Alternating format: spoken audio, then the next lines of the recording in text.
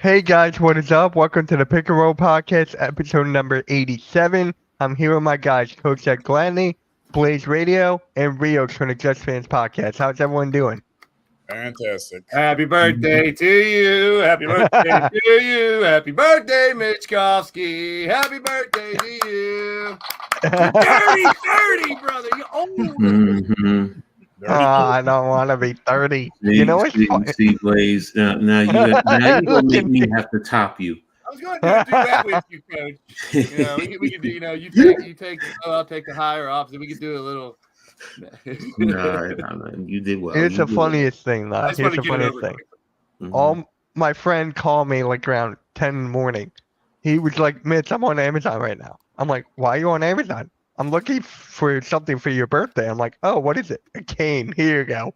I'm like, you son of a bitch. So you mad. get your birthday present from me in the mail. I got a hold of Earl, got your address, and I got a bunch of Tobias Harris, Kyle Lowry, and Orange Cassidy cards I'm sending your way. So. Oh, that happens. If that happens, I got to do a box opening. So Yes, you can- probably you for can- like and Okay, rip them well. up on the screen. Yeah, I see. and I'll be like, oh, look, here's yeah. Yeah. All right. How you doing, Nikki? How you doing? Okay. You're doing good. I still want that jersey, and I want the red one that you have, Mitch, of the old Sixers jersey too. The one you're holding up on some of your posters. That's one of my favorite jerseys. Oh, that's my first ever jersey that I had. I have it the was black Iverson like that, but you have a red one, or was it blue? Blue. Okay, that's why I want your blue one and his red one because I have a blue Sixers. Yeah. Dr. J. Yeah, and I also got a Paul George shirt. You know, that jersey shirt thing. I just got that 2 days ago. So, how you doing, Nikki? Been doing swell. Happy to be here. As always. There you go. There you go. So let's start off with Nikki on this one. Winner or losers of this offseason for the Western Conference, because last week we did 3 Easterns. Let's do 3 Westerns. So winners or losers, 3 teams, Nikki. Losers, obviously the Lakers, because the Lakers are always going to have that chip to be in contention because they're in the big, huge market city of LA. There's always going to be that chip on their shoulder that, hey, you're the Lakers. You're one of the biggest draws in professional sports. You should be in championship contention. It's in the league's best interest and in the sports world's best interest. And they didn't do anything to get me, besides having LeBron and AD, and hoping both those guys make it through a full season. What is there for the Lakers that indicates this team could contend? I mean, the biggest story is Bronny, who at this point is looking more like a bust and is only where he's at because of his name. Yeah, that's not a win for the Lakers for a team that's expected to consistently contend. And I look at winners, got to say the Mavericks, they're a winner because they're a team that, hey, they were pretty close. They added a number 3 piece. Klay Thompson, who's taking a step back. You already got the best current backcourt in the NBA as your 1 and 2 guys, Luka Doncic, Kyrie Irving. And hey, you're just adding a piece from last year when you were close. And hopefully that could make a difference for them this time around. And there's no guarantee that it's actually going to work out in their favor. None. Because it's a tough conference. Yep. And then for losers, the Clippers. You lost Paul George. Don't know what you got Kawhi. Outside of that, what do you really got? I mean, Russell Westbrook was one of the better players on your team, but now he's on Denver. So, I mean, even at that stage of his career, Russ was still one of the better players, and he's gone. So you lost 2 of your main players. I mean, you got Zubac back, which we'll talk about later, which he is one of the better centers. Not a top tier, but he's still one of the better centers. He's still a solid piece for what he is. But looking at Zubac, Kawhi Leonard, James Harden, and that's pretty much it. Yeah. Not a winning formula. All right, let's go to Blaze. Right, you know Benedict Harden isn't getting any younger, so. Yep. No, all right, Blaze. Don't go to me yet. Huh? Don't go to me yet. Okay. Rios? So we'll do a little bit of a combo of winners and losers. So Yeah. as far as losers, both the Western Conference teams. I mean, both the LA teams, the Lakers and Yeah. the Clippers. Even with the Lakers, like, Nikki hit the nail on the head. They didn't address any of their needs as far as, strengthening the roster. I mean, their biggest acquisition was, their second-round pick in LeBron's son. I mean, that's not really moving the needle. And that was it. Like, they have some holes in that roster. It's an aging roster, injury-prone roster. They have holes. They address none of them. They're, again, counting on, LeBron who's entering, his age 40 season, and Anthony Davis, who struggled with injuries throughout his career, to play fully healthy the whole year. And it's a big risk. And if either one goes down, I mean, their season's pretty much done, especially in a stacked Western Conference. Same thing with the Clippers. They didn't really add any pieces outside of Zubac. But other than that, it's a weaker roster. As far as winners, I hate saying it, but the Mavericks. I thought you were going to say Spurs. No Spurs? Come on, man. Sorry, go ahead. Sorry. I wouldn't really call adding an aging CP3 as, making them a big winner. It helps, but it doesn't really move the needle like Klay Thompson to the Mavericks, because he brings that veteran leadership, championship pedigree, sharpshooting ability, and, defense when you need him to step up. It definitely, you guys have mentioned one of the best backcourts in basketball. So all they did was just get stronger, and they were on the cusp of winning it last year. So we'll see how this season goes out for them. And another winner might be a little bit biased, but I'm going to go with Houston. Yeah. The reason I go with Houston is twofold. One, not trading for Mikal Bridges, because that would have cost 4 first-round picks, a couple of players, and he doesn't warrant that type of haul. But also not signing Sengun or Jalen Green to max contracts just yet, because it gives him flexibility going into the 2025 offseason, when there's going to be a lot of big-name free agents out there, and they have the flexibility, at least, like, hey, you know what? If one of these dudes doesn't pan out, we still have the cap space to sign, a bigger fish. Okay. Coach.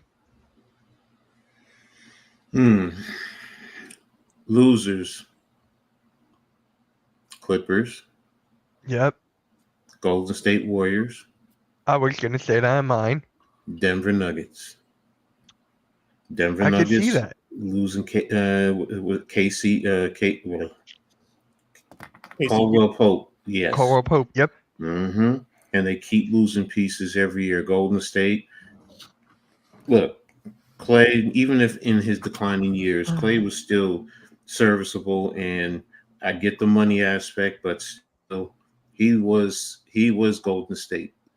Period. Case closed. Clippers, you lost Paul George, one of your key components, no matter what. That's why I went with those threes. Winners, Memphis Grizzlies. Yep. All I have to say is John Morant. You're getting him back.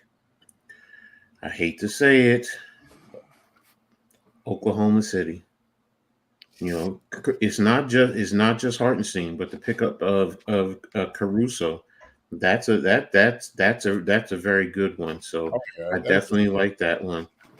And I was battling between the Pelicans and the Kings, and I just decided to go with the Pelicans because other than a big man, they got 4 players in their starting lineup that can rival just about any team in the league, to be honest with you. And I am intrigued to see and develop and work together as a team. All right. Blaze, or do you want me to go? Yeah, I'm good. Losers is easy. I mean, you guys have covered it. Lakers, Clippers, Warriors. I mean, they didn't really do much to improve where they're at. I might even throw the Blazers in there too. But Lakers, Clippers, Warriors, you guys covered that. They are the ones that and I'm doing this on off-season moves, what they gained, what they lost, who they drafted, just like last week. For the winners, I got the Mavericks. They got Dinwiddie, Grimes, and Klay, and they were, very good last year. So they didn't really lose a ton, but they added maybe pieces that might put them over the hump. We might see them back where they were again. I am going to go with the Kings. I like what the Kings had already, but DeRozan and McDaniels, if they can both fit in well, and that's the big question. Just like last week I said with the Sixers, the Knicks, all these teams that have added and reduced, it's all about whether these pieces gel well with their team, number one for me. But DeRozan and McDaniels, I mean, I've said this time and time again on this podcast, you see players go to a different system, different coach, and they could be rejuvenated. We could see DeRozan do even better. I mean, he could fit very well with that team, and they already have some stars in there. And I'm a big Malik Monk fan as well, so the Kings could do some damage. And it's the Thunder on top, man. They're small pieces that they added, but they were already the best team in the West in the regular season. To add Hartenstein, Caruso, I definitely would put teams like the Grizzlies and Pelicans up there too, and that's the Zion and Ja experience. If those two can come back and do what they're supposed to do, those teams are right back in it too, because those are polarizing individuals there. Those are players that, there are no others like those two in the game, and they haven't even reached half of their max capacity because of injuries and all kinds of stuff, and it's a shame, and I'm big fans of them. But I'd go Mavericks, Kings, and Thunder. And Nuggets not bad either. I mean, they didn't, like you're saying, they didn't really add a lot, but does Westbrook have anything in the tank? We don't know, but losers is easy. Lakers, Warriors, Clippers. So I'm gonna start out with the winners on this one, because I got a losing team that you guys are not gonna expect. So for the winners, I'm going with the Mavericks, obviously, just for getting Clay. And Derek Lively, just to add to that, because his defense, when it comes to shot blocking, he's gonna go up. It's gonna go up from here. So that is 2 from Mavericks, Warriors, and for another winner, I'm gonna go Thunder. No, you know what? Just for real, I'm going Spurs. I'm going Spurs for my winners here, just for having Wembanyama and Chris. We all knew that Chris Paul was going to go to the Spurs. We all knew that because his career is winding down, and there's a generational talent in Victor Wembanyama over there that Chris Paul could. Can you imagine the alley-oops? Can you imagine the pick and rolls, the pick and pops, or whatever? I'm like, that is just a win in itself. Losers, I got the Clippers, Lakers. I got the Pelicans, just for the fact of the Brandon Ingram contract. What is going to happen with that? Are they going to try to trade him off during a trade deadline? Because nobody wanted him with the asking price of his. So what is next for that? DeJounte Murray, great pick.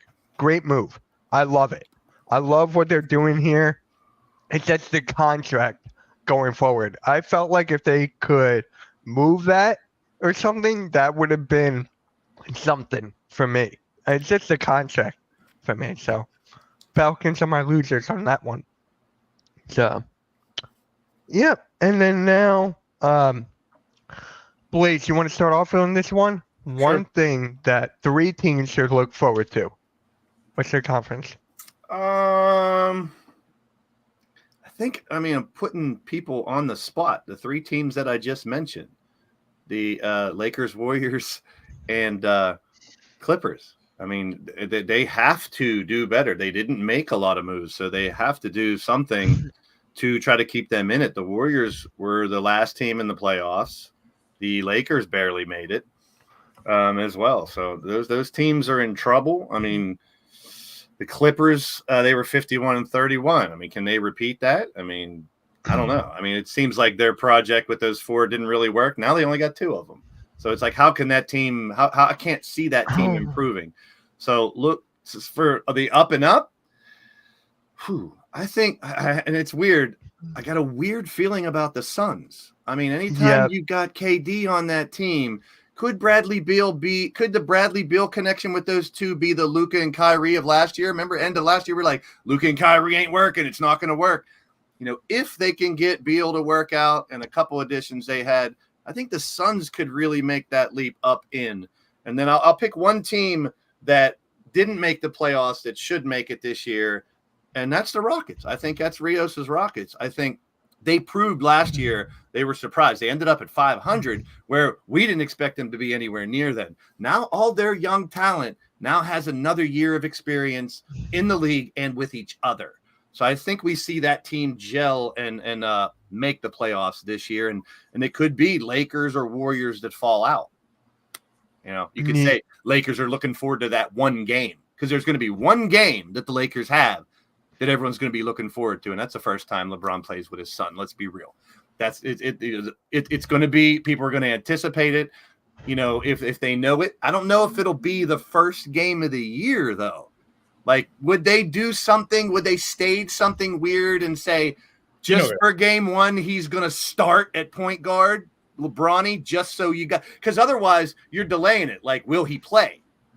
So I don't know. Will they do the big publicity stunt and advertise Bronny starting with Braun game one just for the sake of, you know, the ratings will be through the roof? Or will they keep you guessing and make you wait to see when Bronny final enters a game to play? Then they have that one moment, they're on the court, and then the team's going to suck anyway. So, I mean, but that is something that people are looking forward to. Let's be real. No one has ever played with their kid, like or hate LeBron. He's still one of the greatest. And it's something I never thought I'd see in the NBA. You know? NBA, because you're not there as long. And NFL now, even more. You'll never see that. Baseball, we've seen it with Griffey, you know, and other things. But that's maybe something some people are looking forward to. Yeah, but Nikki, before you go, Rios, what do you think about going after Jimmy Butler and like free agency for your Rockets? 5 years too late. Should have came in 2019 when we still had Harden and Chris Paul before they got Westbrook. All right, Nikki. My teams, you got the Grizzlies because you got John Morant back. You're going to have to see what happens with your star back. You're hoping over the past year, he's humbled himself a little bit and he's come down from his crazy horse a little bit and, you know, is refocused on basketball. But either way, you know, if John Morant's on the court, you're getting your star player back, and this could be beneficial to the team. That's one team right there. Another team looking forward to see what they do is, well, the Rockets. What's going to happen now with these younger guys? Because the Warriors seem like they're most likely to fall off a bit out of the bunt. And, you know, the Clippers have gotten a little bit weaker. There's room for the Rockets to become stronger this season. We got like the Warriors, Lakers, the other one that seems weak, could be weaker. This could be their opportunity to at least sniff the playoffs and at least cement themselves as a potential force to be reckoned with in the future. Still a long way away, but we will see. Other team looking forward to are the Thunder. Will the new additions finally help them? Will it help them get back to championship contention? And will they live up to the hype this time? Because, you know, we all know there's always the hype going into it, but like the classic Public Enemy song says, don't believe the hype because don't always pan out. Not saying that the Thunder are going to bomb, but I'm just saying the point of that is wait to see what actually happens. Look, the Thunder got a lot of hype going into it. They're championship contenders. Now let's just see if it actually happens. So I'm looking forward to seeing if they live up to the hype. Yep. All right, Earl, I appreciate that. Thank you. Rios. I would say number one team to watch would be the Suns. If they come out slow out of the gate or they just, you know, completely collapse, those are a lot of, you know, big contracts. I wouldn't be surprised if some of the guys try to, you know, force their way out of there like KD. I don't think KD wants to go through another losing season, especially at his age. So he's one guy I wouldn't be surprised to try to force his way out and go to a contender. Yeah. Because you're going to have, you know, Bradley Beal making, what, $40 million coming off the bench as a six-man, possibly? Like, I don't know. It's a recipe for disaster right now in Phoenix.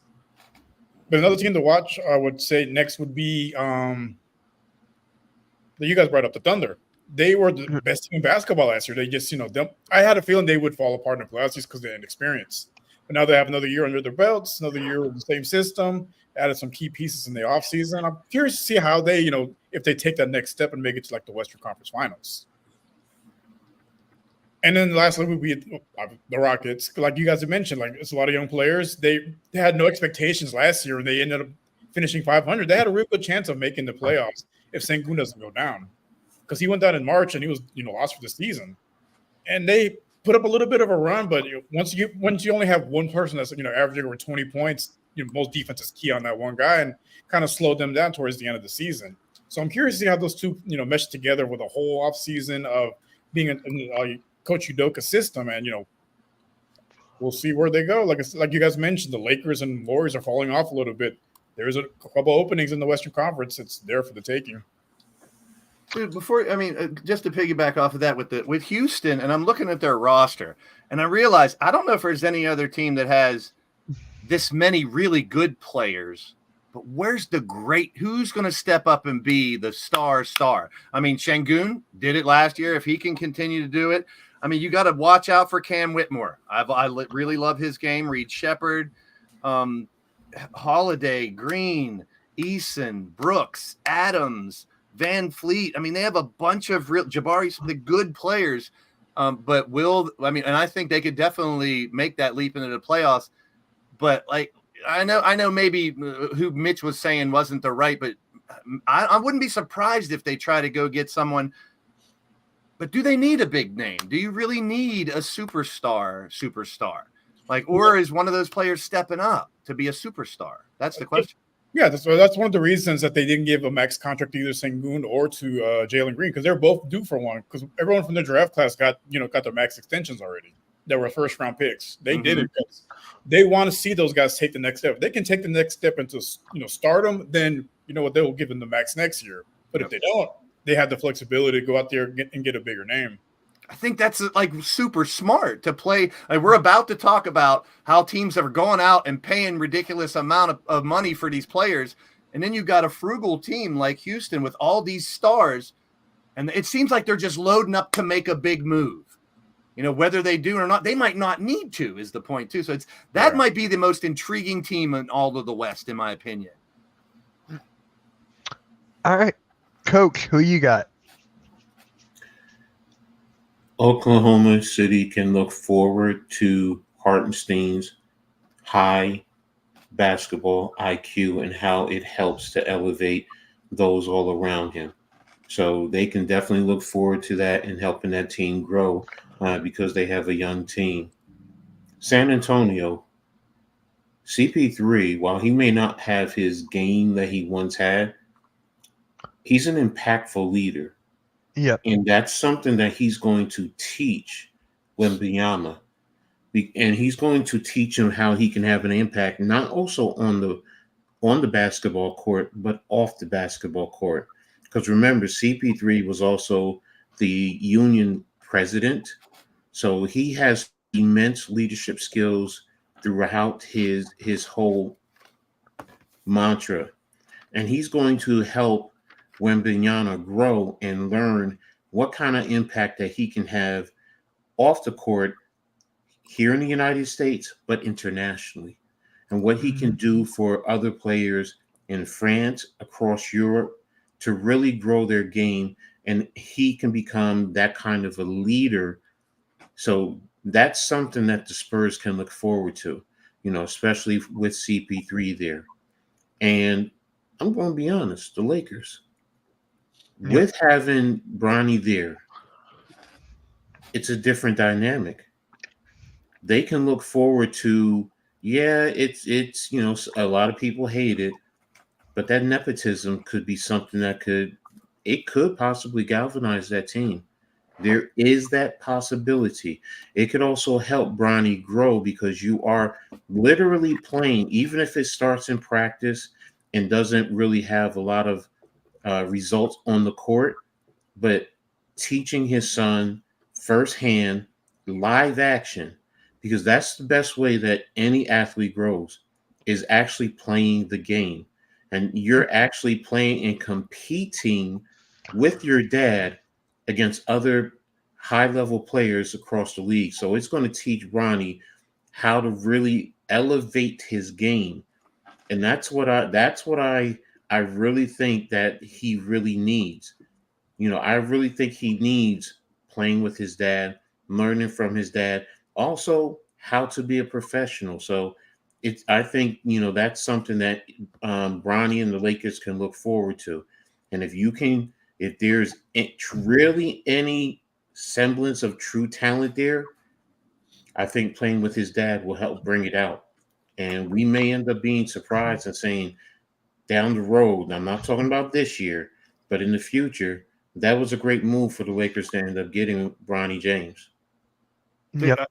I'm so glad you brought that up, Coach, because I mean we knock it because he didn't do good in USC. I mean, but we were talking about him with a heart problem not too long ago. And if there's any NBA player, new rookie, that is used to having the eyeballs on him, it's Bronny. Since he was a baby, high school, he's under that microscope. So the shock of the big stage might not affect him at all. And we might be talking about not a perennial all-star or a legend, but a good NBA player out of this kid. I mean, he has skills. He's been raised right. And what's LeBron had that a lot of NBA players really don't have? That work ethic and what he does at home and how he eats and takes control of his body. You don't think he taught Bronny that? So this kid could be in the league for 5-10 years as a decent player. So I'm glad you brought that up, Coach, because a lot of people are knocking it just because of the nepotism and because maybe USC wasn't the right college for him. Maybe they made a mistake putting him there. Maybe he should have went to a little school like Duquesne or something and he could have did better. That's near here nor there now. But don't discredit the fact that this kid has skills. He was raised right. He's used to the spotlight. He's in the biggest market there is. Coach could be spot on that one. I love that. All right. So I guess it's my turn now. So for mine, honestly, I'm gonna go with the Spurs again. I cannot wait to see the leap of Victor Wembanyama. I mean, is this really gonna help? It's Chris Paul. How is he gonna help Wembanyama with this game? Are we gonna see any new additions to his game, any more than he already has in his repertoire? So I'm going with the Spurs there. The second one, Minnesota Timberwolves, just for the fact of Anthony Edwards and him coming off of Olympics. So for me, Minnesota Timberwolves is the growth of Anthony Edwards. And then 3, my last one. Gonna try to come up with something different here, but I don't think I can. So that would be the Memphis Grizzlies. I'm gonna go with the Memphis Grizzlies because of Zach Edey. I really think him and Ja can do something insane in that pick and roll. I'm not a big fan of his game. I am not. So maybe he'll prove me wrong. So that is for mine. I like that, bro. And the Spurs aren't dealing with, now, I mean, throwing in they got Paul and Barnes, so they have experience. Yeah. Vassell, Keldon Johnson, they got a lot of young players too, Trey Jones. So it's not just like, Sochan too. I think Sochan has made a nice little jump and he can be even better. So, and he's had compliments now. It doesn't, we'll see. It's going to be interesting. I like those picks, Mitch. Mitch, I want to ask you a question. All right. Cause you said Anthony Edwards and his growth. Mm-hmm. But I question that because did he really grow?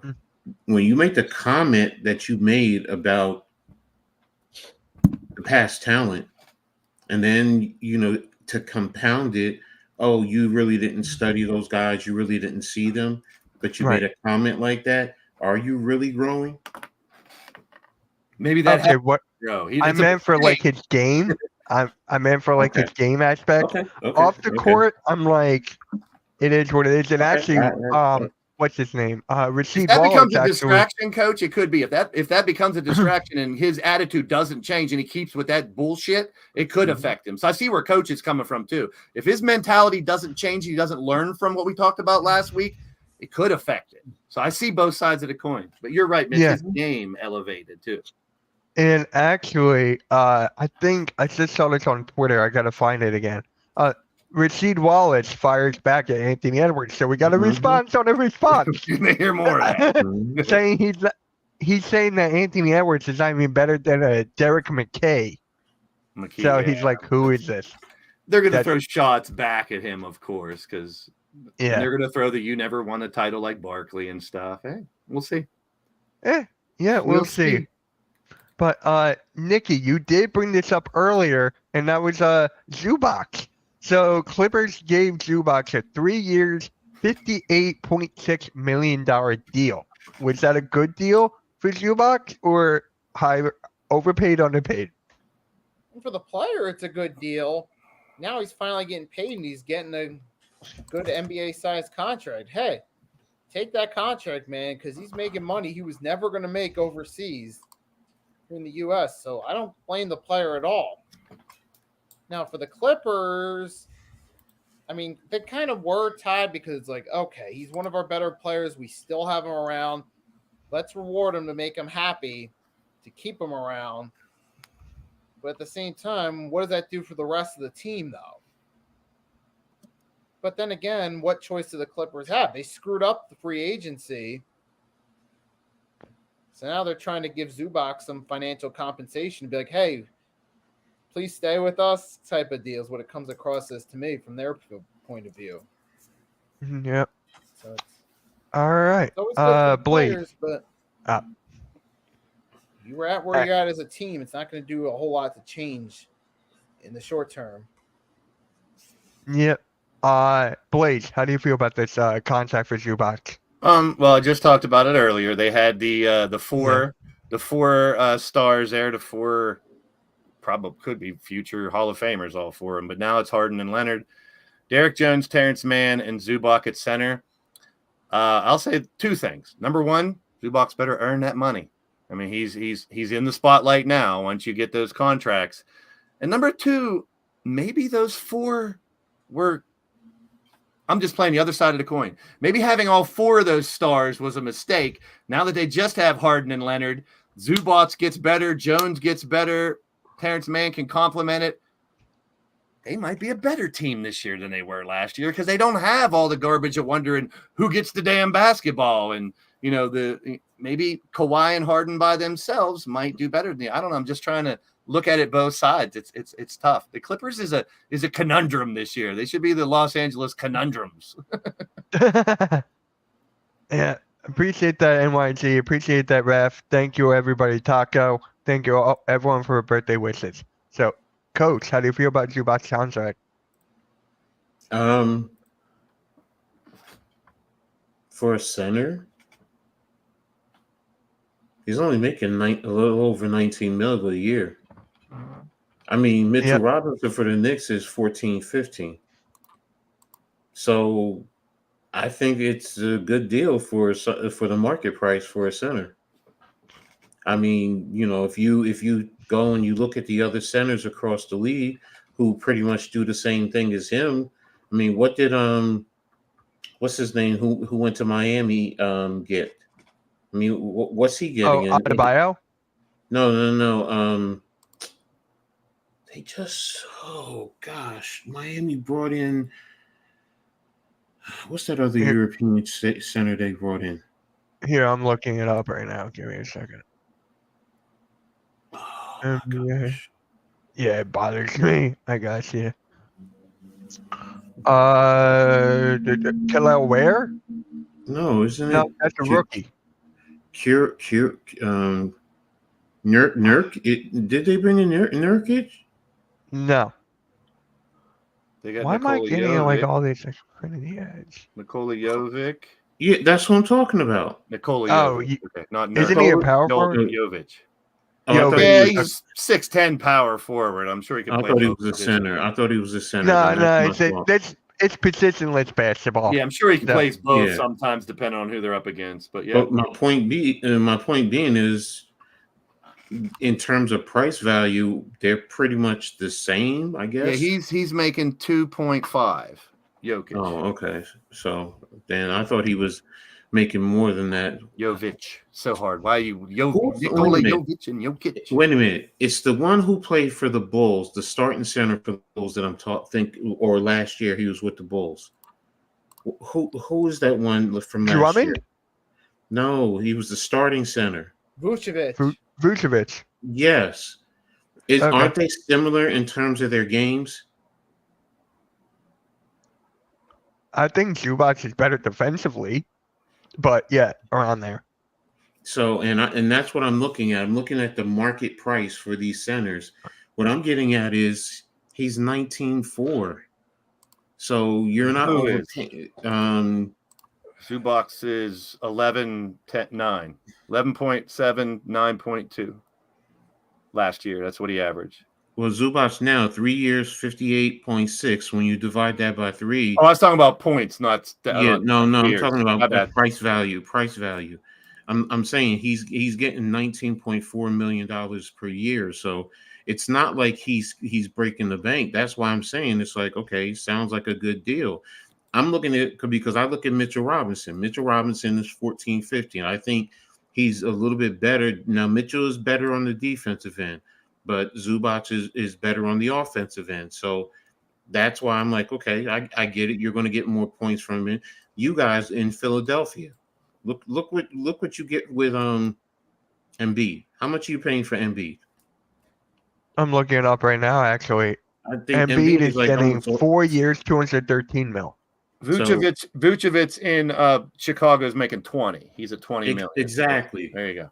So that's what I'm saying. The price value when they're all pretty much the same, they're not overpaying. So in that regard, hey, they paid market price, and for what he brings to the table, then it's a good deal. They didn't overpay. I mean, look at Hartenstein. Hartenstein's getting 20. What is he? 29. 3 years for 29. It was like 3 years, 80 something million. 3 years, 87 mil.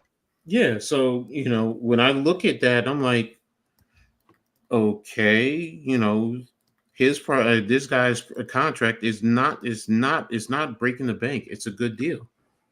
Yeah. So we may not like the Clippers, but if you strip it away, everything else away, and you look at the market, that's the first thing I look at when you look at these contracts. What is the market telling you? As fans, we don't really dive into that. We just, they're getting a boatload of money. He shouldn't be getting this, blah, blah, blah. Look at his talent. But I always say, look at the market. What does the market tell you? And the market says that's about it. He's a middle of the pack type of, he's not the same he used to be. Okay. Yeah. He's saying Vucevic. He's saying Vucevic.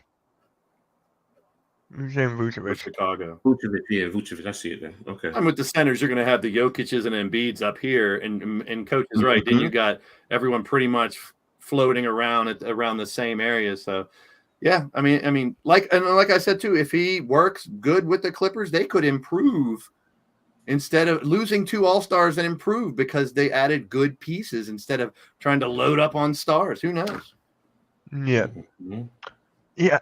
So for me, I've always been a fan of Zubac. I love his game, just in the paint, rebounding, defense. Typical center. I like it. He's got the 20th highest contract in the league. So it is what it is. They had to do it. They just couldn't afford to lose anyone else. 20th highest. Yes. This is 20th height. Is it for a center or for a center? For a center. Okay. Yeah, I'm looking it up right. And we've seen the 2 teams that won the last championship, Celtics and Nuggets. They've had good, balanced, built teams, not necessarily let's get a whole bunch of all-stars like the Clippers tried. So who knows? I mean, I'm not saying the Clippers are going to win the chip or not. Stewart, Vucevic, and Robinson are all tied ahead of Zubac via contract. So, yep. And then now, speaking of contracts, Steph Curry, 1 year, $62.6 million contract extension. It's actually kind of funny because people were he posted a picture on Instagram. He was collabing. It was a collab post with LeBron. And he took off Warriors off his Instagram bio. And then 2 days later, he gets this. So I'm just saying he was probably not happy the way things are going. He lost Clay.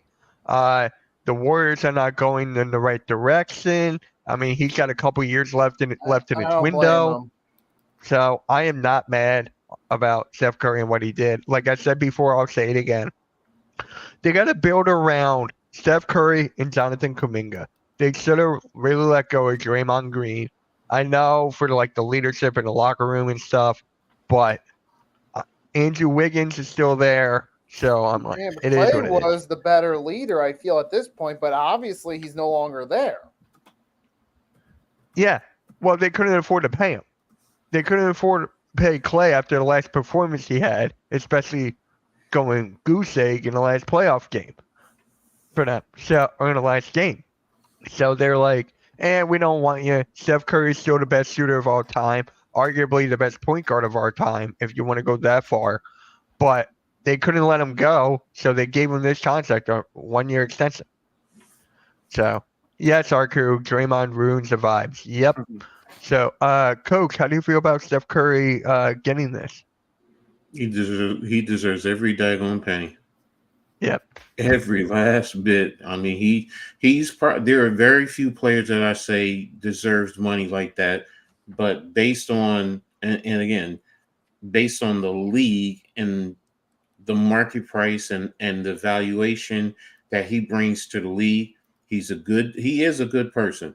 You know, first and foremost, you don't have any issues from him off the court. He's well respected, you know, in the business world, you know, just in general, you know, you don't hear a lot of drama, you know, and then you go on the basketball court, you know, look, you know, the argument is, you know, in the Olympics, he should have been MVP. You know, we can all make the argument, but look at what he did in for the United States in the Olympics when it counted.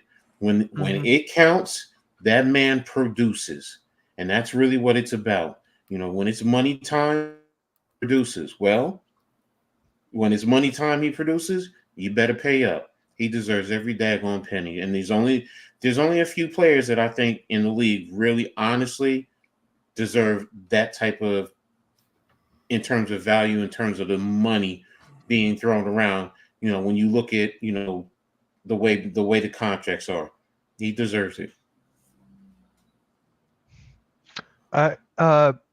Blaze. Top 10 highest paid players in 24-25 season.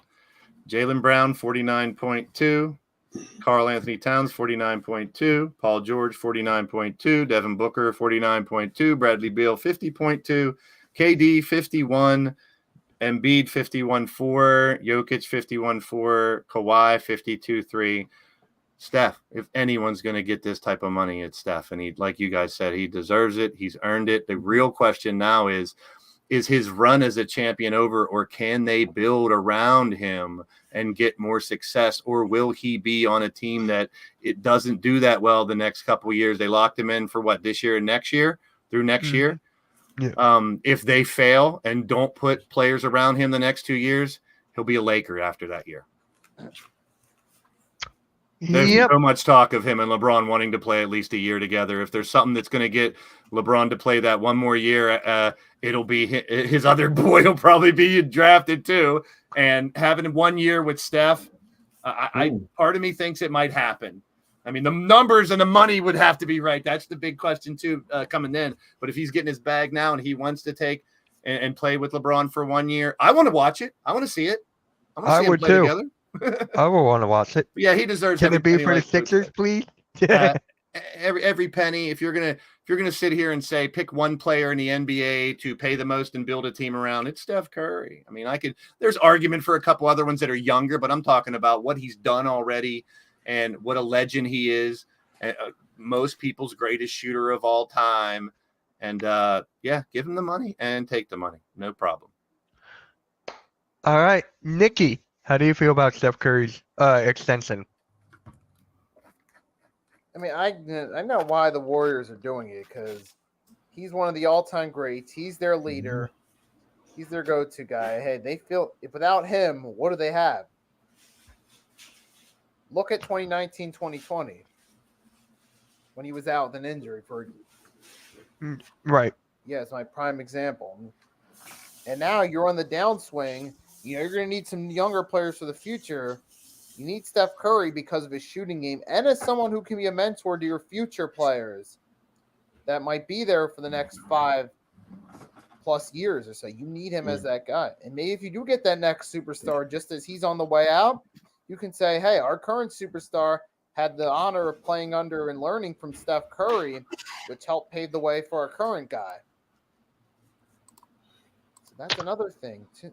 Another reason I want to keep him. Yep, I can agree to that. And another player who just got paid on the Indiana Pacers, a former Sixer, TJ McConnell, a 4 years, $45 million contract extension. The reason he got it is how he played in the playoffs for the Pacers in the last couple of games. He was stepping up, diving for loose balls. This guy was he just was a downright, what is that word? I'm thinking No, of. NYG, I wasn't saying build around him at this age. I'm saying if you're going to pick one player to build around, obviously it would be Prime Curry. I'm not talking about building around him now. Yeah, but TJ McConnell is just that dog, man. He just wants to play ball. He'll do anything at all costs to win a game. So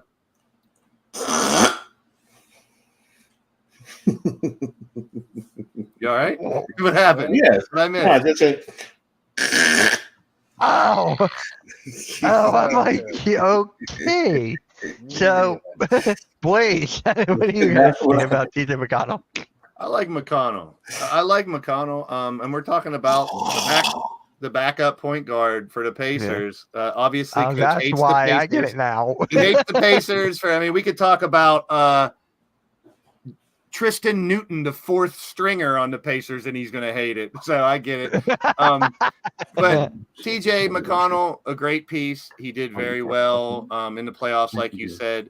I think he is a valuable player, role player, and also if he is pushed into the starting role, he could do that as well. So good to lock in those players. I still think the Pacers are missing a piece. As much as I love Tyrese Halliburton, it's up to him whether he's going to be that mega star or just stay where he is and be great. I don't think they can get any further how they're at. You know who wanted TJ McConnell on his team? LeBron. LeBron wanted McConnell years ago. I forget when. Was he going back? I think he was going back to Cleveland. He wanted TJ McConnell as a backup point guard. Just throwing it out there. Solid player. Nikki. What was that? For TJ McConnell, how do you feel about his contract that he got? And what was the contract again? It was 4 years, $45 million contract extension.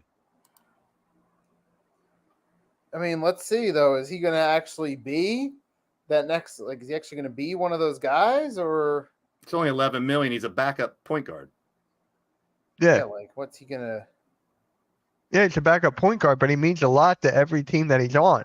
Of course, the Sixers, and now the Pacers. Look at him in that last game he had. And the Pacers, I mean, they need that guy, obviously, that backup point guard. Yep. I mean, it is what it is. Yep, I get you.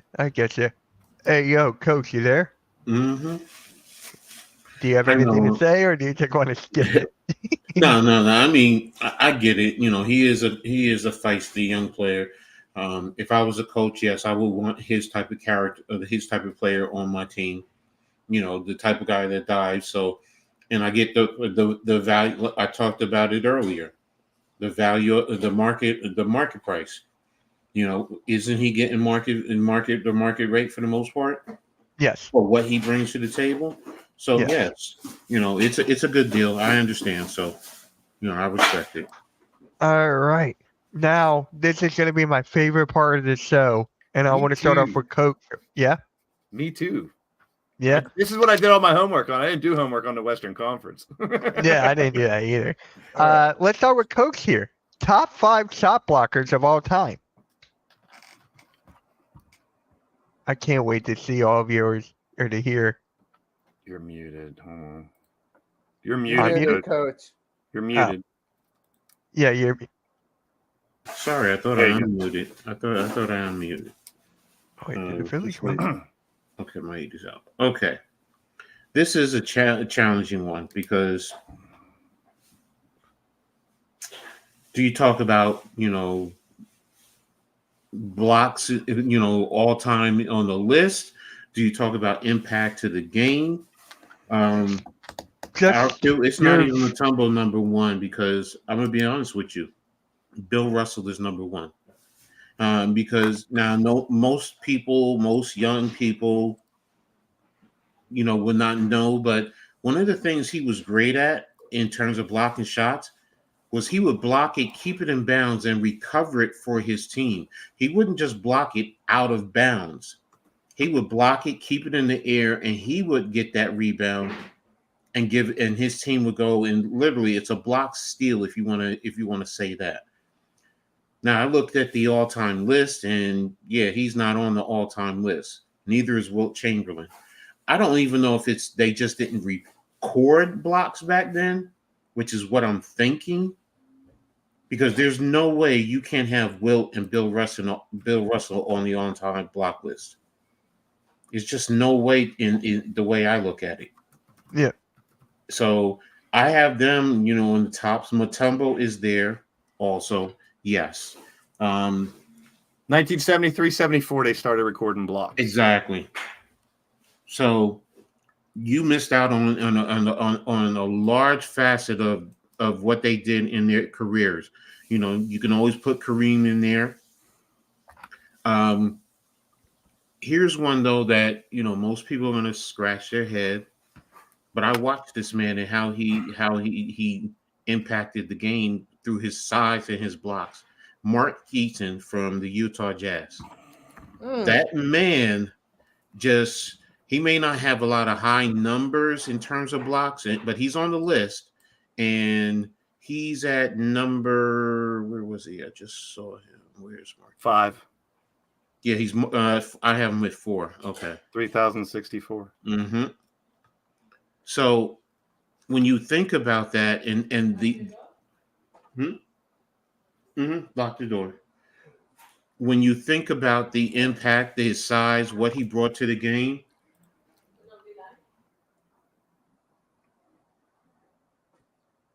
Coach, you No, froze. don't worry about it.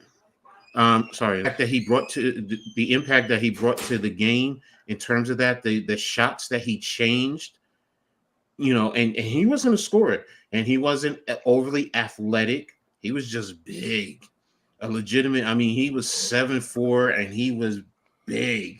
People kill what's his name with Minnesota, but this guy had a bigger impact as a defender for the NBA. And I'll always go it's Dikembe, Markey, and Wilt Robinson, and I'm definitely going to, just because he is number one, it's Hakeem. Yeah, it is Hakeem. I mean, he just he did his thing, bro. He just did his thing. So, and realistically, Hakeem was only 6'10", if that, right. 6'11", and he was going up against a lot of legit 7-footers, and he would block their shots. I've seen him block Patrick Ewing shots a lot of times. I've seen him block Shaquille O'Neal shots.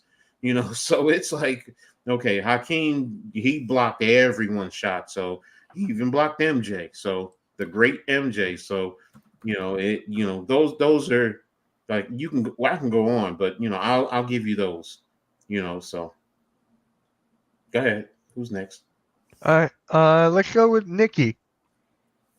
This is going to be interesting. Just a matter of the order. Like, I'm going to do, it's actually kind of go reverse order. I'm going to start at the top. I'll go with guys like Hakeem. He's, when it comes to shot blockers, he's the main guy that comes to mind. He's kind of the poster boy for NBA defenders for shot blockers. So I'll have to go with him for that one. Of course, you got guys like Bill, Wilt. They were important too. They were the original OGs of shot blocking. Even though it was a different era, stats were looked at differently then. Hey, they were the originals as star players and shot blockers. So those guys got to be on there for that. And then decided to go Dikembe 4 because we all know he was mainly known for his defense, for his ability to just reject it and get it out of there. We saw what he did for us with the Sixers on that 2001 run, along with Iverson.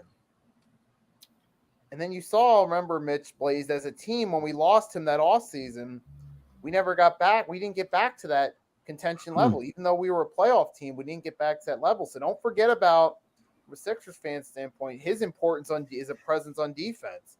And with the Denver Nuggets back in his peak, he helped keep them relevant in the 90s. But granted, they didn't get to a finals or win a championship, but without him, what would the Nuggets have been in that era? Mm-hmm. So you got to consider his importance in that role. He's listed as 7 foot. Yes. Yep. And the last one, I'm kind of like going between. I'll go Mark Eaton 5 because that's a name Coach brought to mind I'd forgotten about. Like I didn't really know about, but some of his stats back up what Coach says. And then I'll throw a few honorable mentions in there. I'll go Kareem, Tim Duncan, David Robinson as some honorable mentions. All right, Blaze. Can I have a second? Good. They list Hakeem 7 foot, but look at him standing next to Patrick Ewing. Patrick Ewing is 7 foot. Patrick Ewing isn't 7'1". He isn't 7'2". Patrick Ewing is 7 foot, and Patrick Ewing is taller than Hakeem Olajuwon. So this is saying him next to David Robinson. You know, if you look at those, that's why I say legitimate 7 footers. That's why I said he's 6'10", 6'11", if that. You know, that's just my opinion. I mean, I could be wrong. So, but I'm sorry. Go ahead. All right, Blaze. Let's hear it. All right. So the first thing I looked up was the top 10 of all time overall blocks. And yes, Wilt and Russell aren't on there because they started recording it in Wilt's last year and before when Russell retired. So it was right after that. So here's the thing. Let's credit those two for making the league consider blocks a stat they need to record. Yeah. So, you know, you can't argue this without them. So now I'm looking at from when they recorded stats till now. Here's your top 10 overall. Olajuwon, 3,830. Mutombo, 3,289. Kareem, 3,189. Artis Gilmore, 3,178. Mark Eaton, 3,064. Tim Duncan, 3,020. David Robinson, 2,954. Ewing, 2894. Shaq, 2732. And Tree Rollins, 2542. Now, throw all that out the window, and I'm going to share a screen with you guys. Let's talk about the number that really matters. If they play 20 years, 5 years, 10 years, there's a big difference. Let's talk about blocks per game. Yep. So that's where I was going. Mark Eaton, 3.5 block. No, this takes out who played 5 years, who played 8, who played 10. And yes, Wilt and Russell aren't on there, and they are probably 1 and 2, arguably. So you got Mark Eaton. Now the top right, that's ABA. Artis Gilmore, Caldwell Jones, Billy Pultz, Irving, Dr. J, and Darnell Hillman. In the NBA, you got Eaton at 3.5, and it's the same. They just rounded up on the right. It's easier to see on the left. Manute Ball, 3 point. He might not have played as long, but he 3.3 per game. He's blocking shots. Olajuwon 3.1, and I have an end game to this, so hang with me. David Robinson 3 a game. Here's a guy, E. Smith. So I saw it. I was like, who's this guy? Looked him up. He played for LA, Buffalo, Cleveland, and Milwaukee from 1971 to 78. They called him the Rejector. So what I love about this podcast and these things, I learned something new. I never claimed to be an expert or know it all, but Elmore Smith obviously was one of the dominant rejectors of the 70s, gaining the name the Rejector. But if you look here, you got Kareem, you got Sean Bradley, which a lot of people, you know, but he only scored a point a game or whatever. Still blocking 2.5 is pretty cool. So if you want me to pick 5, you know, I'll throw Wilt and Russell as 1 because they didn't keep stats, but those got to be on the list. My favorite that blocks shots, Georgetown Patrick Ewing. That got me into basketball as a big man. When he blocked shots in Georgetown, he made you eat that ball. He would throw it into the 5th, 6th, 7th row. So, yes, he did it in the NBA, but Patrick Ewing, I'm getting chills. All the hair on my arm is standing up right now talking about this. Patrick Ewing in Georgetown, and then Iverson later at Georgetown. Now, I know it's similar, but I did change it. That's why I have this G that looks like a Georgetown G tattooed on my leg. he was so dominant. And I just remembered the gray undershirt that Ewing used to wear, how he made wearing undershirts popular, and nobody wanted to go near the paint at Georgetown. And he made Georgetown a national team that everybody talked about. So I got to put Ewing on there, not only for the NBA, but what he did there. Olajuwon, definitely. He has the most of all time, plus over 3 a game. Mark Eaton, coach nailed it about Mark Eaton. Another player that didn't need to score 20 points a game, but he was such a force that teams had to shoot mid-range and long because they didn't want to go in there. And you're probably getting hit pretty hard because back then they didn't take it easy on you in the paint. Where am I going with all this? Look at the top number, 3.5. Hey, Logan. 3.5. There was a guy this year that averaged 3.6 blocks a game. And that's Wembanyama, his rookie year. Rios, where are you? So looking forward, I wish he was here for this. I hope he watches a replay. And good luck on the interview, my brother. So looking forward, if this guy can continue, now we're talking about a rookie. Do you think he's going to improve? Could he possibly be the first person to average 4 blocks a game? We've seen him get 10 a lot of times. So, I mean, it's Manute Ball's second. He's right number 2, bro, 3.3.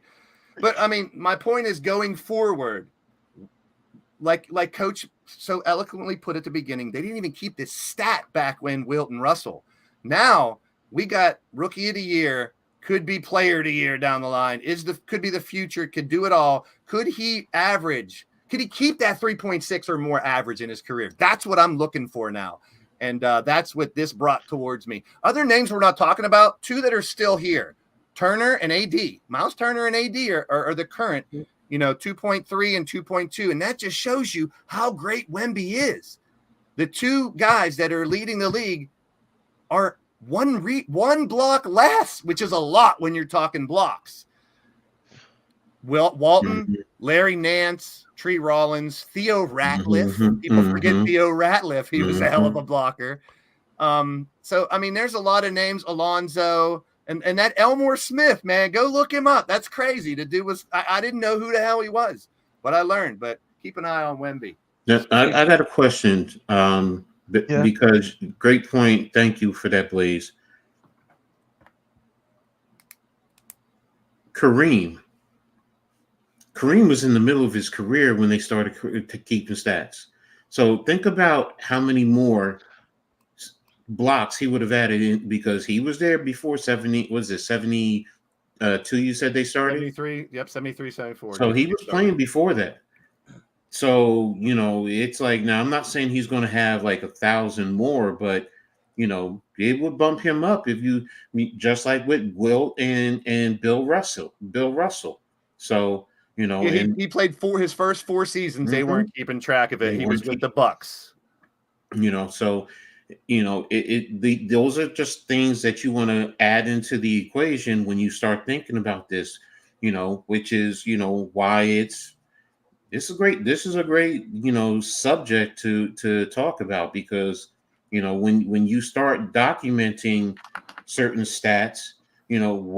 Sometimes with the great ones, you have to say, well, they didn't keep track of it before, this time frame. So now you can say, okay, let me, add this in. Maybe you want to go through, look at his career games, and then say, what is he average? Then you might say, okay, maybe just subjectively add on, per year average. Then you can say, okay, now I'm going to see that. What is he really, what did Kareem or anyone for that matter average in reference to those stats? So he was 3189 and Olajuwon was 30. So it's 650 and 4 years. He could have got pretty damn close if not, so yeah, that's a great point.